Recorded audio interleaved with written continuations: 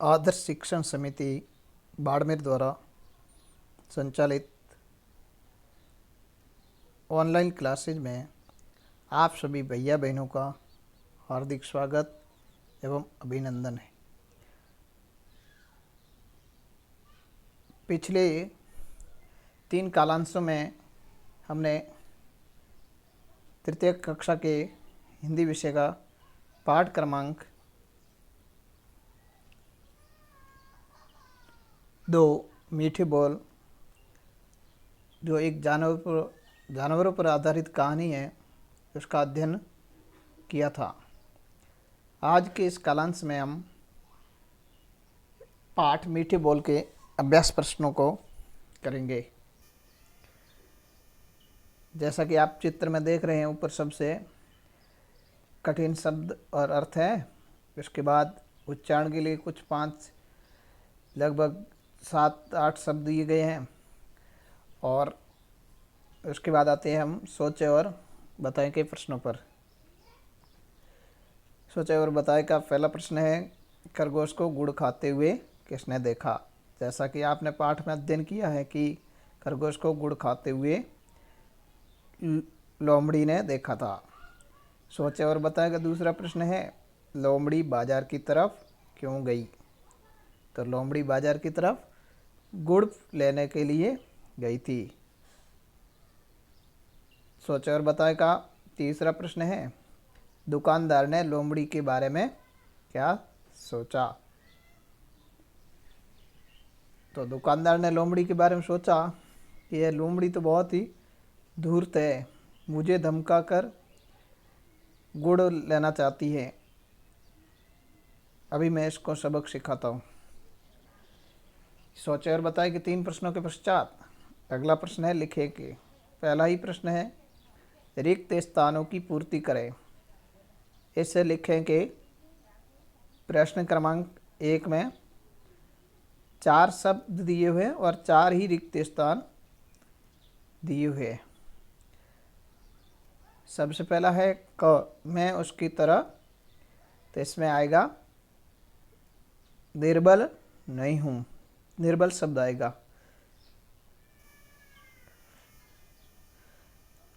फिर दूसरा, यह लोमड़ी धूर्त है। फिर अगला ग, वह जंगल की ओर भागते हुए चिल्लाई। फिर है अंतिम घ, खरगोश तो मूर्ख है। इस प्रकार 2 प्रश्न पूर्ण हुए। अगला प्रश्न है, किसने कहा। तो इसका होगा, आप बहुत दयालु है। तो ये वाक्य खरगोश ने दुकानदार से कहा। मैं निर्बल नहीं हूँ, ये लोमड़ी ने कहा। और इसका अंतिम है ग, बैठो बैठो मैं तुम्हें गुड़ देता हूँ। ये वाक्य दुकानदार ने लोमड़ी से कहा। फिर है अगला लिखेगा तीसरा प्रश्न, खरगोश ने गुड़ की बैलियों को देखकर क्या सोचा। खरगोश ने गुड़ की बैलियों को देखकर यह सोचा कि कितना अच्छा हो, मुझे थोड़ा सा गुड़ खाने को मिल जाए। फिर उसके मन में विचार आता है कि नहीं नहीं, मैं चुरा लूँ। फिर मन में विचार और आता है कि नहीं, मैं चोरी करना बहुत बुरी बात है। ऐसा गुड़ को देखकर उसके मन में सोचा और उसके मन में विचार आया। लोमड़ी ने दुकानदार से क्या क्या कहा।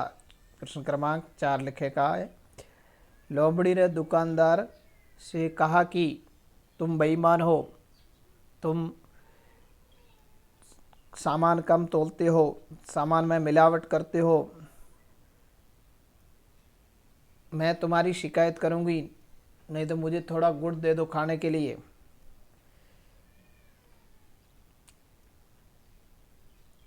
ऐसी बातें उसने दुकानदार से कही। लिखेगा 5वां प्रश्न, प्रश्न क्रमांक 5, लोमड़ी की बातें सुनकर दुकानदार ने क्या किया। तो आप सब जानते हैं कि लोमड़ी की बातें सुनने के बाद दुकानदार दुकान के अंदर जाता है और एक गुड़ का बोरा उठा कर लाता है, जिसमें बहुत सारे चींटे होते हैं। वह लाकर उसे लोमड़ी के सामने रख देता है। लोमड़ी जैसे ही उस बोरे बोरे के अंदर हाथ डालती है तो सारे चींटे उसके हाथ के चिपक जाते हैं और लोमड़ी के हाथ को काटने लगते हैं। तो दुकानदार ने उसको सबक सिखाया।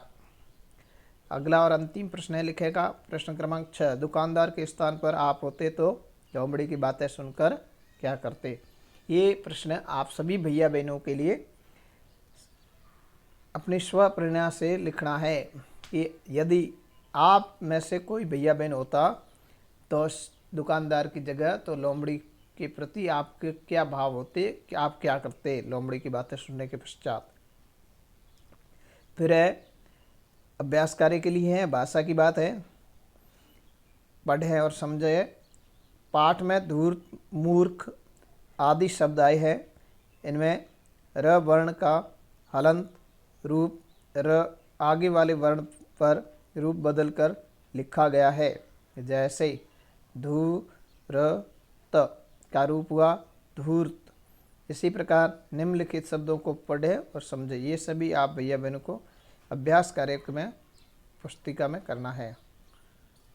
फिर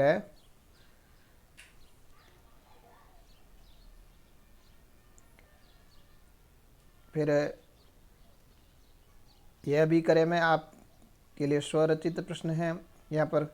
इनमें से आपको ऐसी कौन सी अच्छी आदत है जो करना चाहिए और नहीं करना चाहिए, दोनों के अलग अलग दिए हुए कॉलम, इसमें से आपको लिखना है।